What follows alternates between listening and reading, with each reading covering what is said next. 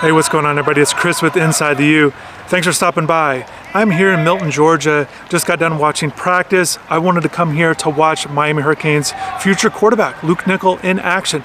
It was a light practice today. They got a bye this week. They're 10-0, one of the best teams in Georgia, one of the best teams in the country. I talked to Luke afterwards about that, as well as some other things. So I'll post a video interview of Luke on the channel, so definitely stay tuned for that. And also, I went more in depth with him for the VIP subscribers. We kind of talked a little bit more about his game, his process. I thought it was really interesting stuff. I'm always curious how quarterbacks go about their week. So we got into that and some other things with his development. Really interesting things. And then also I'm going to post some video of him throwing here in practice. Certainly it felt like a light practice because it was a bye week. They're getting ready for the state playoffs next week. They play Woodstock. They're certainly looking to have a lot of games in another deep playoff run, which ends at Mercedes-Benz Stadium once again. They were state champions a year ago, and they have that state championship on a sign below the press box right behind me. So certainly they're looking to get back to Mercedes-Benz Stadium, as are the Miami Hurricanes. They want to get there with that college football playoff run. So I do want to mention just this venue in general. It's great. It's my first time here at Milton. The setup behind me looks great in terms of the stands, just the way that it sits right here.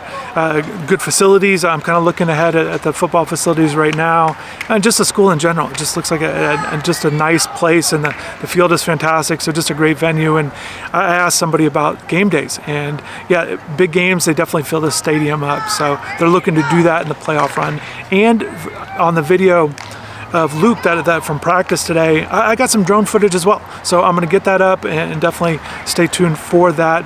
Also, I want to mention with Luke too that for predictions, he's going to be at the game on Saturday against Georgia Tech, and I asked him for his prediction. I do the predictions on the website each week, so Luke's going to be the guest picker here he's going to take my spot, and so definitely stay tuned for that and his score and reason why he said that. So just watching him, talking to him was great, but just watching him in practice, a light practice, but it was good. They did some individual drills early on.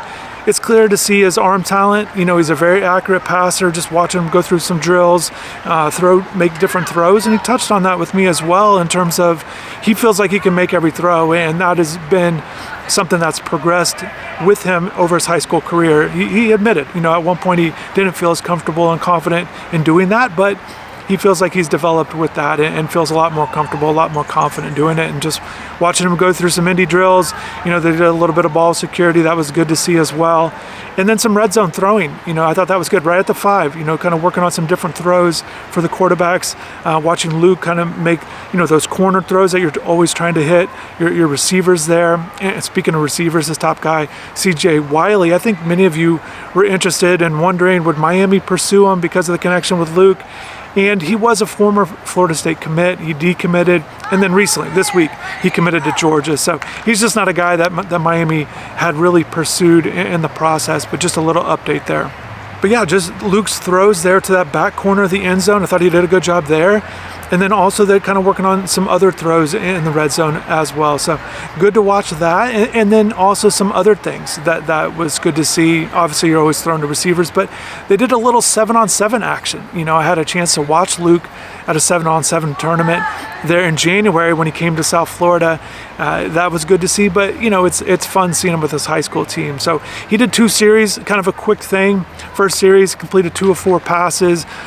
Drive kind of stalled out there at the 20, and then the second drive, first play, made a really good read, and it was a 40-yard touchdown. So that was good, productive. So 3 of 5, for 60 yards and a score on a couple 7-on-7 opportunities, couple of series there. So, also too, just kind of watching Luke a little bit too, interact with his teammates. He's a guy that communicates quite a bit. Kind of watching him on the sidelines when they'd break for water. He's a guy that's always talking to his teammates, and you certainly could tell that he's got some leadership qualities to him, and that's always good. You always want to see that with all players, but certainly at the quarterback position. And then our conversation afterwards, a couple things that stood out to me was just the connection that he has right now with Miami offensive coordinator Shannon Dawson. They got a really good connection. They talk all the time.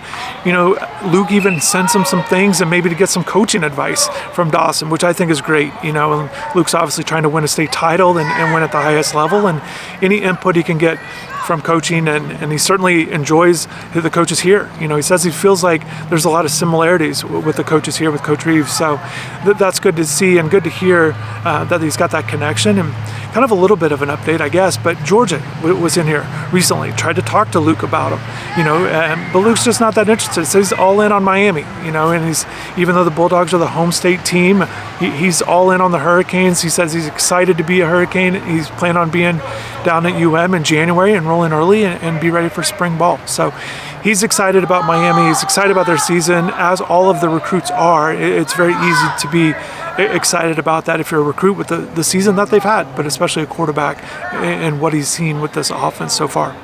So just wrapping this up, there's a youth football team behind me getting ready to start their practice, and Luke spoke to the team. He and some other of his teammates spoke to the team behind me. And I think that's always great, kind of a guy like Luke with so much attention on him, with what he's been able to do locally here at Milton over the years, and obviously moving on to the next level. But I'm sure it's good to just have that connection right here with some of the youth football players in the community. So I just want to add that before I wrap this up. I'm looking forward to the game for the Miami Hurricanes on Saturday against Georgia Tech. But thanks everybody for watching this video. A little bit of a recap here at Milton, but also it's more of a preview of things to come with content that I hope you guys are excited about. So definitely drop in the comments below.